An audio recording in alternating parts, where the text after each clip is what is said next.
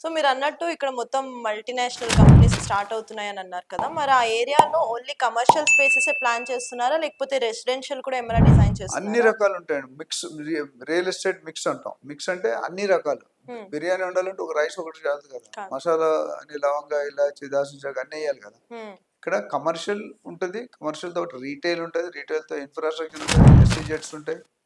అట్లానే రెసిడెన్షియల్‌లో విల్లాస్ ఉంటాయి, ఫ్లాట్స్ ఉంటాయి, ప్లాట్స్ ఉంటాయి. అన్ని రకాలు ఉంటాయి. ఓకే. రిసార్ట్స్ ఉంటాయి.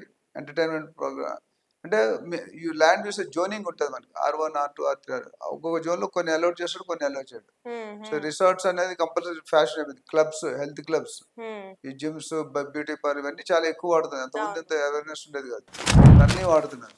సో, అది 500 ఏకర్స్ అంటే వెరీ బిగ్ ఏరియా. సిటీలో 500 ఏకర్స్ అనేది వెరీ ఒక హ్మ్. హ్మ్. ఎకరం 100 కోట్లు అంటే 500 ఇంటూ 100 క్రోర్స్ వేసుకోండి ఎంత అయిందో.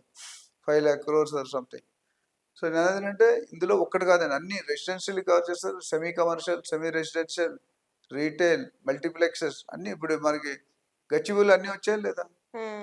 అవును. అంటే కుక్కటిపల్లి వచ్చాయా లేదా? ఇవన్నీ మించిపోయాయండి. ఇవన్నీ 4 కలిపంతా అవుతాయి. నిజంగా హ్మ్. అది చేస్తే గనక మనం అనుకున్న ప్లాన్ ప్రకారం చేస్తే టైం పడతది. నాకు తెలిసి ఇమ్మీడియేట్‌గా ఆ రేట్ ఎవరు తట్టుకోలేకపోతున్నారు కాబట్టి it may take some time to develop. But once it starts develop స్లోగా ఇప్పుడు ఆల్రెడీ కొంతమంది బిల్డర్స్ తీసుకున్నారు. Slowly industries are planning to పెద్ద పెద్దోళ్ళందరూ ఆల్రెడీ ప్రాజెక్ట్ స్టార్ట్ చేశారు. హుహు. So, we have to wait and see all facilities will be city within the city లాగా అనిపిస్తుంది. ఓకే.